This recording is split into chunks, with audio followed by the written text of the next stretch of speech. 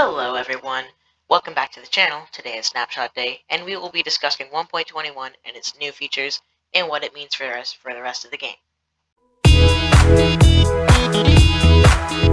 Now, as always, the world download is in the description. So, some new blocks that we have are the selection of tough blocks and copper. So those all look really cool, and probably my favorite new addition are the wind charges, because you can do really cool parkour. Just look at this. It's so fun. That's at least the 30th time that's happened to me. But that's alright, because you could just get back up and try again.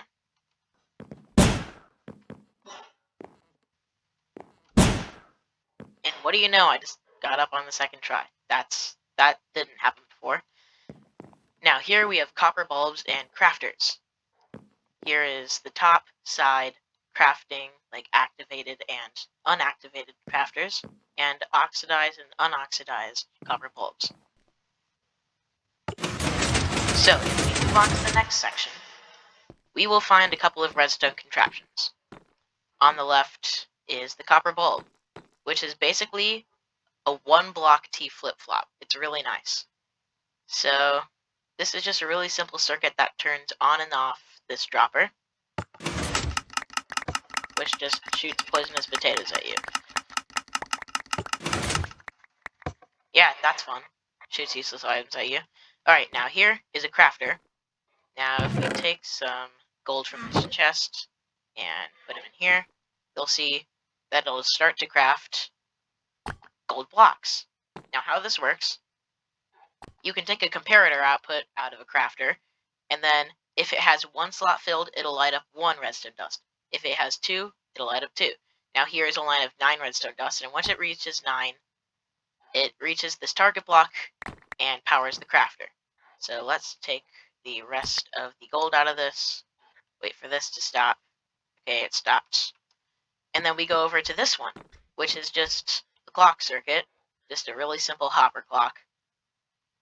And this one just is constantly being powered, so if we put our gold blocks in here,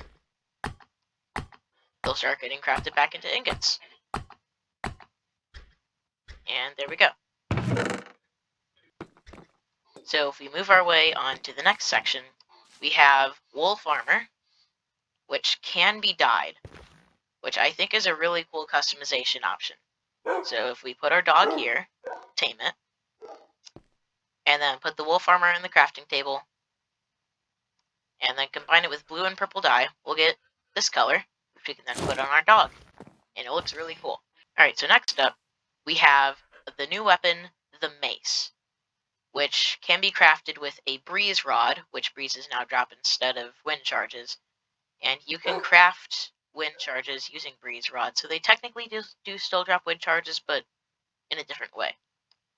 And a heavy core, which is basically the same size as a player head, and you can find it as a rare drop in a vault.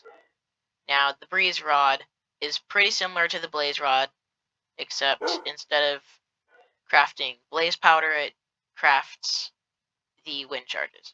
Now, if we put a breeze rod and a heavy core into the crafting table, we'll get the mace, which, as you can see, does 7 attack damage.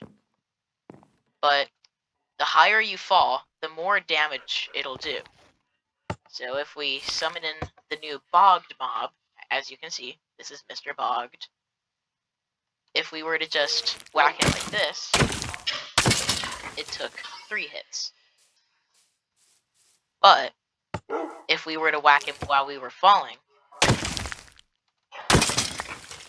it would just take 2. Maybe 1. I'm not sure, because I think I messed up that first one, but whatever. And the Bogged can also ride a spider or cave spider, just like any other skeleton variant. Alright, now the breeze rods can be crafted into wind charges, and this is the breeze. They have, I think, somewhere between 30 and 40 gold. I'm not exactly sure. And this is a trial spawner, which spawns different mobs depending on what blocks are surrounding it. Oh my gosh. But in the trial chambers, there are specific blocks surrounding it that tell you which mob it's going to be spawning. Or you could just find out by walking close to it in survival mode and hopefully not dying. Now, sometimes it can drop a trial key, which can be used to open up a vault. And then this drops your loot. Alright, here we got a slightly broken shield, some iron, and some emeralds. And once you use a vault, you can't use it again.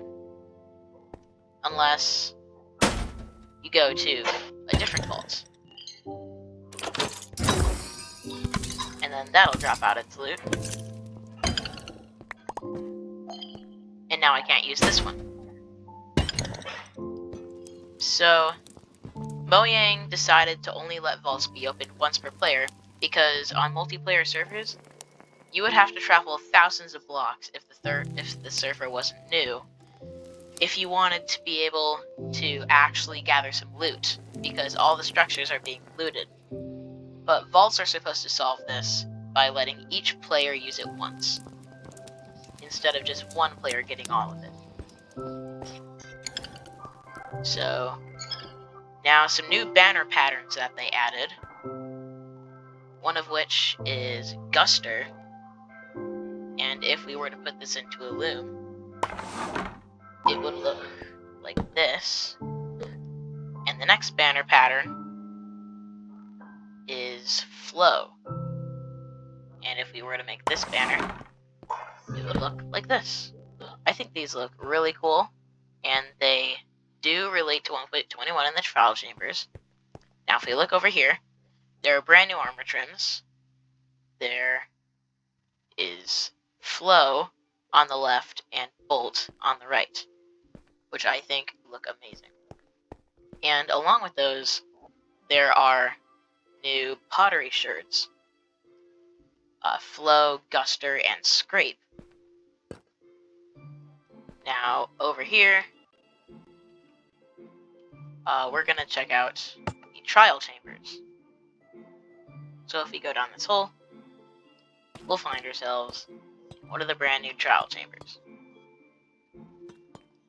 There are multiple floors to them, as you can see.